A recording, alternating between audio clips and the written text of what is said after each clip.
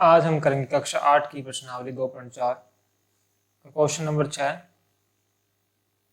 इसमें क्या पूछा गया है?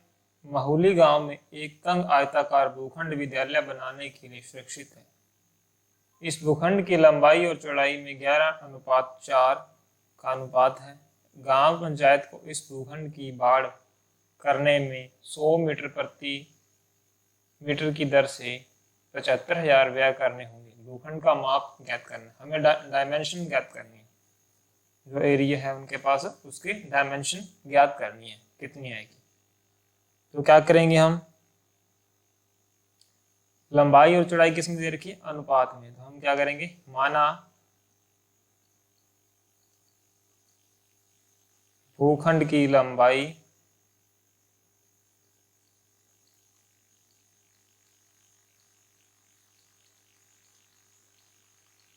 कितनी होगी? 11x मान लिया। ठीक है, 11 अनुपात में है तो इसलिए 11x। तो इसी प्रकार भूखंड की चौड़ाई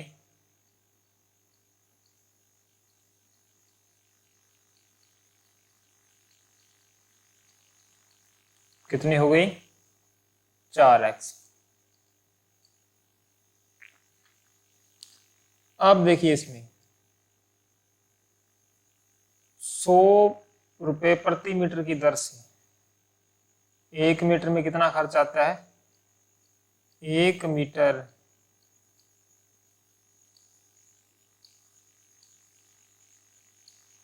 एक मीटर में खर्च कितना आता है?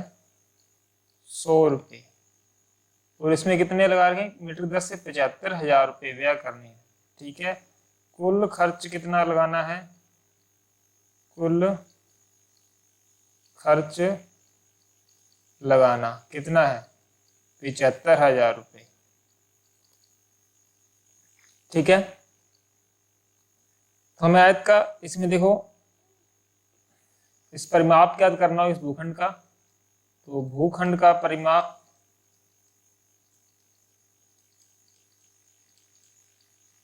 ज्ञात कर लेंगे, कितना हो जाएगा? 75,000 में 100 का भाग देने पर कितना आ रहा है? 750 मीटर। 750 मीटर। इस 1 मीटर में 100 रुपये खर्च आता है तो 750 मीटर 75,000 रुपये में तैयार हो जाएगा। अब हमें मालूम चल गया आयत का परिमाप।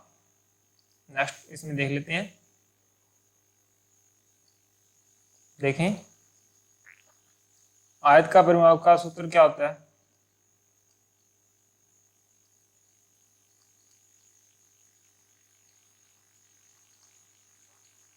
दो गुणा लंबाई प्लस चौड़ाई होता है।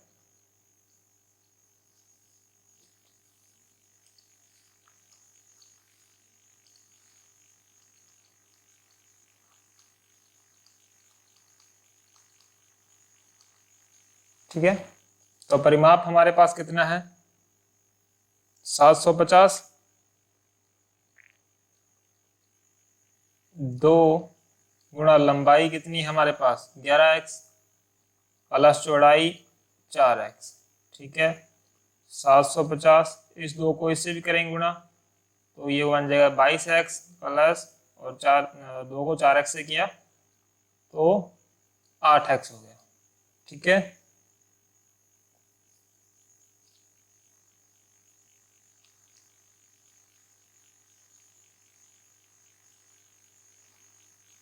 तो ये कितना बन गया? 750 बराबर 30x। ठीक है, अब x बराबर 750 बटा में 3, तो ये आ गया 25। x की वैल्यू कितनी आ गई? x बराबर 25 आ गया।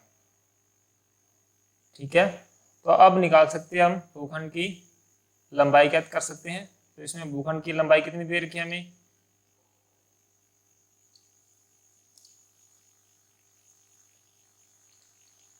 हमने कितनी मानी थी भूखंड की लंबाई? 11x मानी थी, तो x की वैल्यू रख देंगे, x 11 × 25, तो कितनी आ गई ये 275 मीटर। इसी प्रकार भूखंड की चौड़ाई मानी थी हमने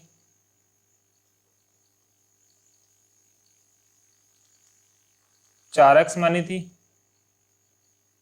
तो 4 × 25, तो कितनी हो गई ये 100 मीटर।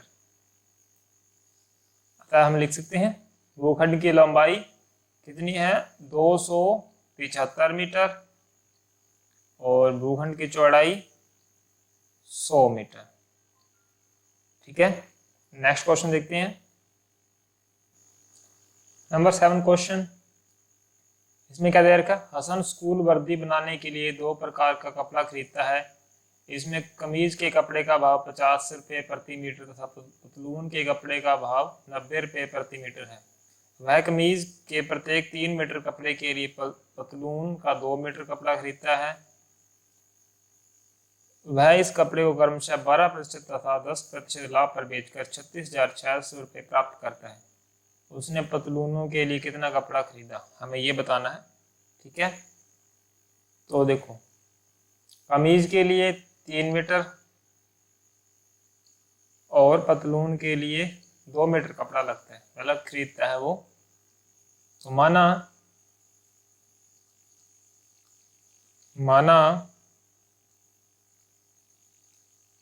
कमीज का कपड़ा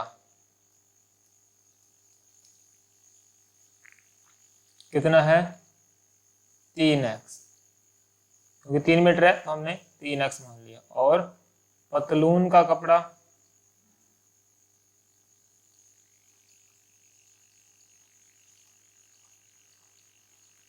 कितना 2x। अब कमीज के कपड़े पर खर्च कितना आता है, कमीज के कपड़े का भाव कितना है 50 रुपये प्रति मीटर, 50 रुपये प्रति मीटर। कमीज के कपड़े पर खर्च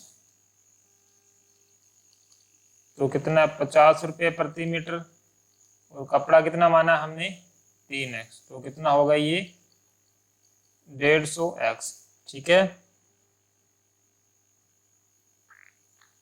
और क्या बताया उसने, इस कपड़े को 12% लाभ पर बेचता है, 12% लाभ पर बेच देता है, 12% लाभ पर विक्रय मूल्य,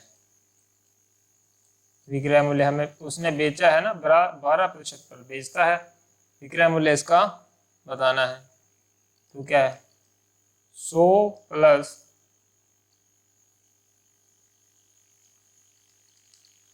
P%, इसका फॉर्मूला लिख रहे हैं। Okay, multiply CP।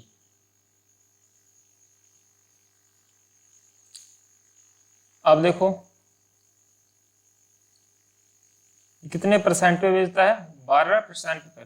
ठीक है, यहां प्रतिशत आएगा 100 प्लस 12% पर बेचता है, और उसका CP खरीदने का मूल्य क्या है, उसका CP कितना है, हमने यहाँ फाइंड किया था ना 150x, कितना उसका क्रय मूल्य कितना है 150x। तो इसको सोल्व कर दो, सोल्व करने पर कितना बन गया ये हो गया हमारा 112/100 गुणा 150x। ठीक है, इसको सोल्व करने पर कितना हो गया, ये हमारे पास बन गया 168x। ठीक है, और पतलून के कपड़े पर खर्च कितना आता है, अभी हमने निकाल लिया कमीज का, ये किसका निकाला है कमीज का निकाल लिया। अब हम निकाल रहे हैं पतलून के कपड़े पर खर्च।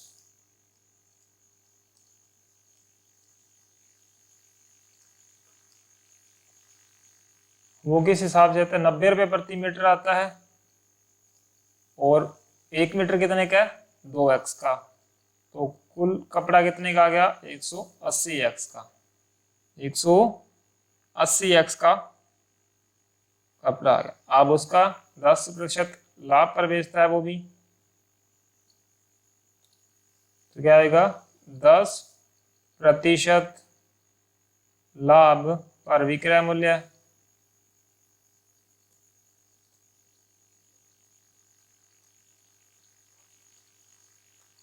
वही इसका फॉर्मूला 100 मल्टीप्लाई प्रतिशत और यहाँ CP, तो इसका 100 प्लस 10/100 गुणा 180x, तो ये कितना बन गया, 110/100 गुणा 180x, और इसका कितना आ गया, 198x। अब हम निकाल सकते हैं,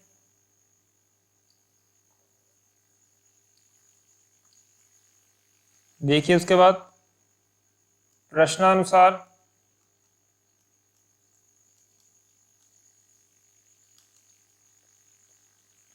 168x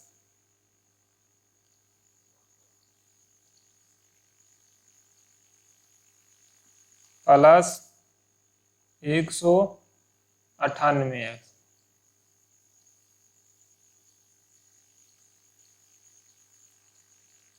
बराबर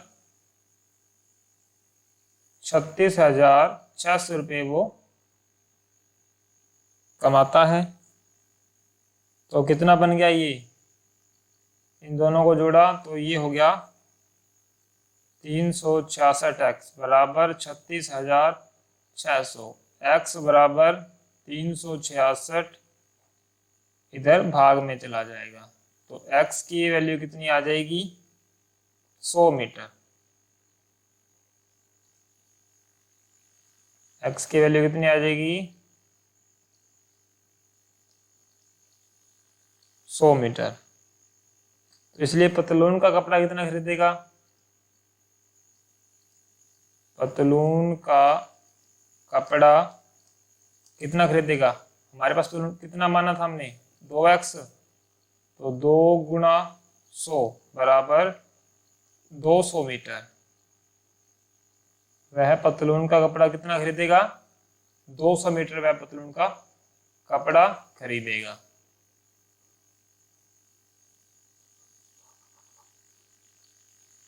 ठीक है,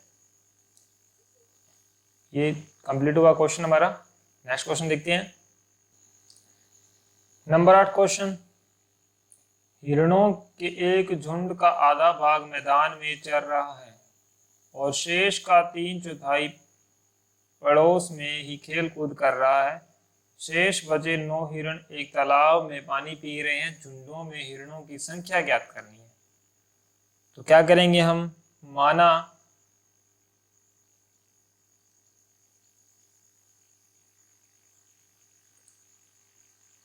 झुंड में हिरणों की संख्या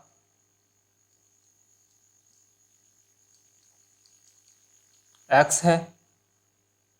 प्रश्न के अनुसार देखते हैं, हमारे पास झुंड में हिरण कितने हैं, x। क्वेश्चन में क्या दिया है, हिरणों के एक झुंड का आधा भाग, आधा भाग में ये हमने झुंड माना है, झुंड का आधा भाग मैदान में चल रहा है, प्लस उसके बाद 3/4 भाग खेल कूद कर रहा है। तो 3/4 भाग खेल कूद कर रहा है गुणा शेष बचे 9 हिरण पानी पी रहे हैं। तो शेष बचे, शेष मतलब जितना झुंड है उसका आधा कर देंगे, ये झुंड है उसका आधा भाग माइनस करके, और क्या कर रहे हैं, वो पानी पी रहे हैं। तो 9 हिरण पानी पी रहे हैं, शेष बचे 9 हिरण पानी पी रहे हैं। अब इसको सोल्व कर दें, हमारे पास समीकरण बन गई x बराबर, देखें x बटा 2 प्लस 3/4, ये कितना बन गया? देखो इसके नीचे कुछ भी नहीं है तो हम बाय डिफॉल्ट 1 लगा लेंगे, क्रॉस मल्टीप्लाई कर देंगे, 2 को x से किया कितना आ गया 2x माइनस x और एलसीएम कितना आया था 2 प्लस का 9।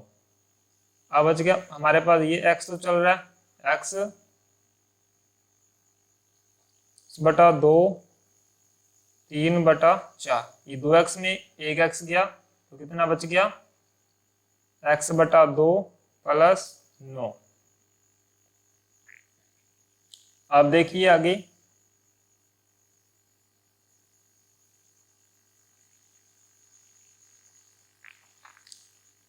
x बराबर x बटा 2, ये देखो गुणा में है तो इनको गुणा कर देंगे तो कितना बन जाएगा, 3 को x से किया तो कितना बन गया 3x, और ये 4 को 2 से किया 8 प्लस का 9।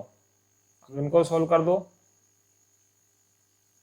ये प्लस का बाहर लगा दो, ये अंदर ले लो इसको, ये बाहर चला जाएगा और ये अंदर हो जाएगा x, ठीक है। तो x माइनस x बटा 2 माइनस 3x बटा में 8 बराबर 9, 9 बाहर निकाल रही है, ठीक है।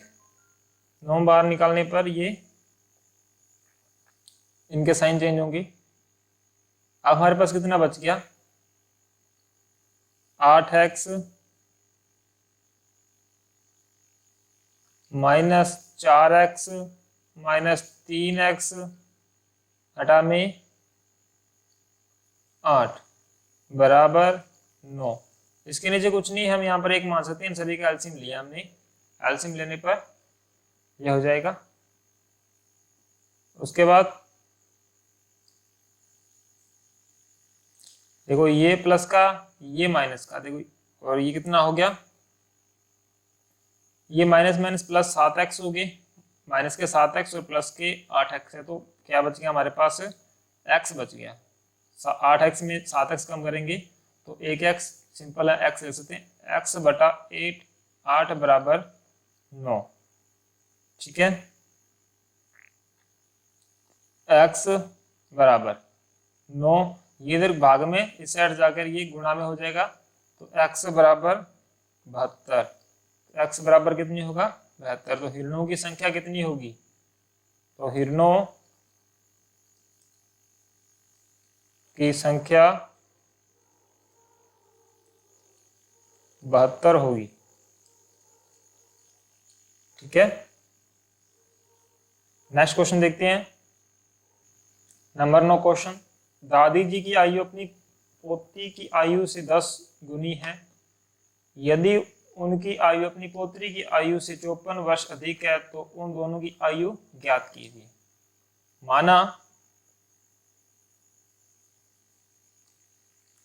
माना पोत्री की आयु कितनी है x, तो दादी जी की आयु कितनी हो जाएगी,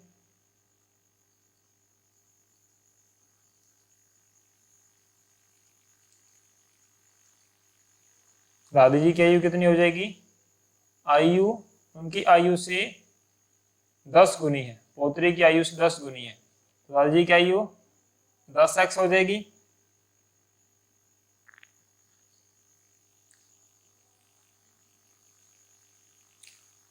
हाँ, प्रश्नानुसार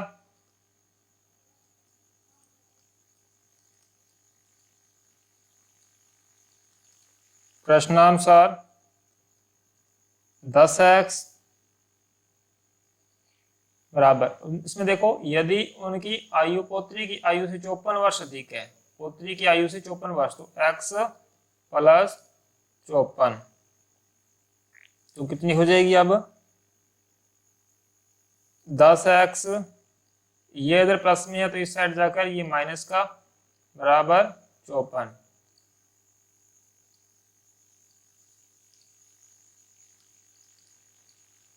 कितना बच गया 9x बराबर 54। तो x बराबर 54 भाग 9 तो कितनी आ गई 6 वर्ष। ठीक है, x की वैल्यू कितनी आ गई 6 वर्ष। तो इससे अब हम फाइंड कर सकते हैं। तो पुत्री की आयु कितनी मानी थी हमने x वर्ष, तो कितनी हो जाएगी ये 6 वर्ष हो जाएगी। और दादी जी की आयु कितनी मानी थी 10x, तो 10 गुणा 6 बराबर 60 वर्ष।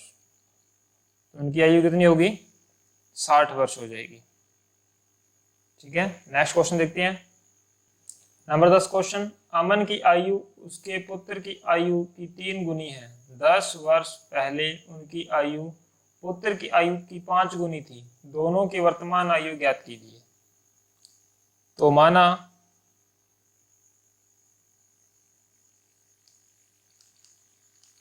माना पुत्र की आयु x वर्ष। ठीक है, उसके बाद अमन की आयु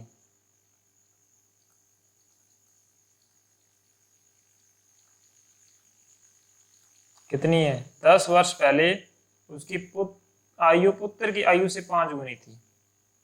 तो क्या हो जाएगी अमन की आयु कितनी हो जाएगी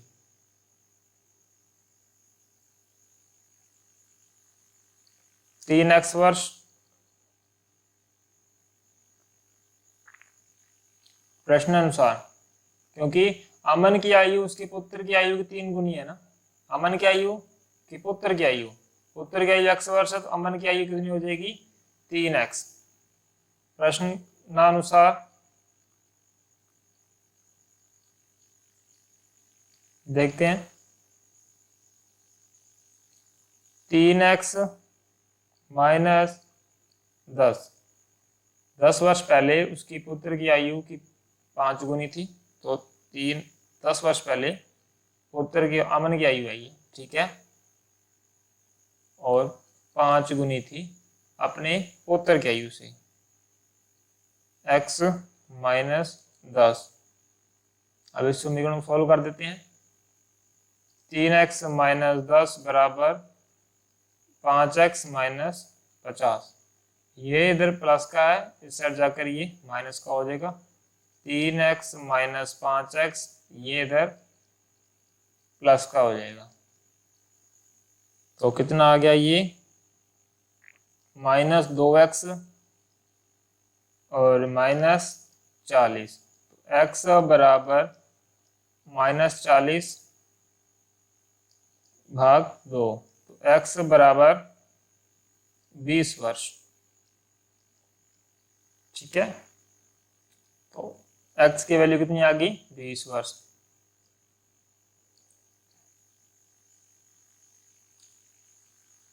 पुत्र की आयु कितनी मानी थी हमने x वर्ष मानी थी। तो पुत्र की आयु कितनी है 20 वर्ष। और अमन की आयु कितनी मानी थी हमने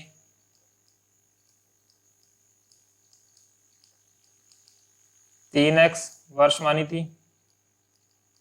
तो कितनी हो जाएगी 3 गुणा 20 60 वर्ष। तो अमन की आयु कितनी हो जाएगी 60 वर्ष। ठीक है, इसी साथ ही हमारा कंप्लीट होता है, चैप्टर कंप्लीट हो गया, 10th नंबर क्वेश्चन भी कंप्लीट हो गया।